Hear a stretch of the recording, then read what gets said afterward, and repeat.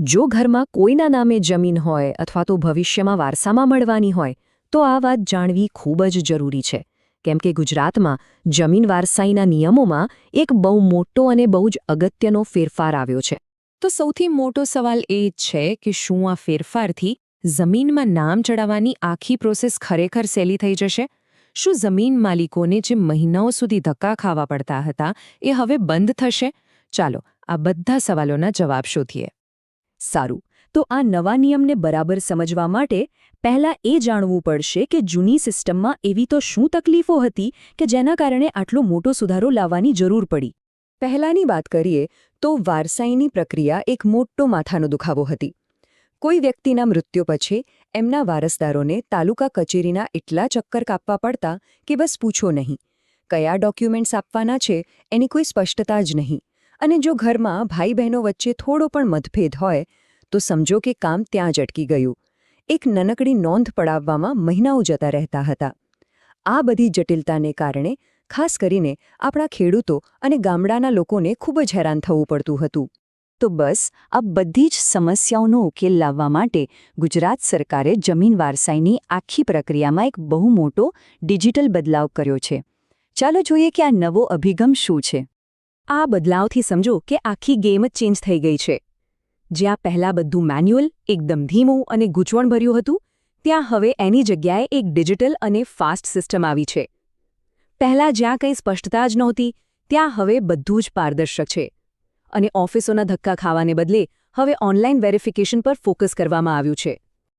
આ ફેરફારનો મુખ્ય હેતુ એકદમ સીધો અને સરળ છે. વારસાઈ નોંધણીની પ્રક્રિયાને પૂરેપૂરી પારદર્શક અને બને એટલી ઝડપી બનાવવી. આનો મતલબ એ છે કે હવે વારસદારો ઘરે બેઠા ઓનલાઈન અરજી કરી શકશે અને એમની અરજી ક્યાં પહોંચી એનું સ્ટેટસ પણ ચેક કરી શકશે. એટલે હવે કચેરીના ચક્કર અને પેલા અનિશ્ચિતતાવાળા ટેન્શનનો અંત આવશે. ચાલો હવે એ વાત પર આવીએ જે સૌથી અગત્યની છે. આ નવા નિયમથી સામાન્ય નાગરિકને સીધો ફાયદો શું થશે? જો આ નવા નિયમના 3 મોટા ફાયદા છે. પહેલું, પ્રક્રિયા એકદમ ઝડપી થઈ જશે. જે કામ માટે પહેલા મહિનાઓ નીકળી જતા હતા એ હવે બહુ જ ઓછા સમયમાં પૂરું થશે. બીજું, કાગળિયાની માથાકૂટ ઓછી. હવે મરણનો દાખલો જેવા જરૂરી ડોક્યુમેન્ટ્સ સીધા ઓનલાઈન જ અપલોડ કરી શકાશે. અને ત્રીજું અને સૌથી મહત્વનું, સમય અને પૈસા બંનેની બચત થશે. વારંવાર આવવા જવાનો ખર્ચ અને કામમાંથી રજા લેવાની જરૂર ઓછી થશે, જે પરિવારો માટે ખરેખર એક મોટી રાહત છે. આ સુધારાની સૌથી મોટી અને પોઝિટિવ અસર ખેડૂતો અને ગ્રામીણ વિસ્તારો પર જોવા મળશે. એમના માટે જમીન ફક્ત વારસો નથી, પણ એમની આજીવિકાનું સાધન છે. જ્યારે જમીનના માલિકી હક સ્પષ્ટ અને ઝડપથી ટ્રાન્સફર થાય છે, ત્યારે એમને પાક માટે લોન લેવામાં, સરકારી યોજનાઓનો લાભ લેવામાં અને પોતાની આર્થિક સ્થિતિ સુધારવામાં બહુ જ મોટી મદદ મળે છે. એટલે આ માત્ર એક પ્રક્રિયાનો સુધારો નથી, પણ ગ્રામીણ અર્થતંત્રને ગતિ આપનારું એક મોટું પગલું છે. તો આ બધી બાબતો વિશે જાણકારી રાખવી કેમ આટલી બધી જરૂરી છે? ચાલો આ વાતને અંતમાં બરાબર સમજીએ.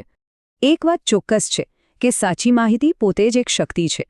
જ્યારે કોઈને પોતાના અધિકારો અને પ્રક્રિયા વિશે સ્પષ્ટ ખબર હોય ત્યારે કાયદાકીય ગૂંચવણો ઘણી સરળ બની જાય છે. આ નવા ડિજિટલ નિયમ વિશેની સમજ કોઈપણ વ્યક્તિને બિનજરૂરી હેરાનગતિ, મોડું થવાથી અને આર્થિક નુકસાનથી બચાવી શકે છે. આ બદલાવ ચોક્કસપણે એક મોટું અને સાચું પગલું છે, પણ એક વિચારવા જેવો સવાલ પણ છોડી જાય છે. શું ફક્ત પ્રક્રિયાને ડિજિટલ કરવાથી જ જમીન વારસાના બધા વિવાદો અને ખાસ કરીને પારિવારિક મતભેદોનો અંત આવી જશે? વેલ, એ તો આવનારો સમય જ બતાવશે.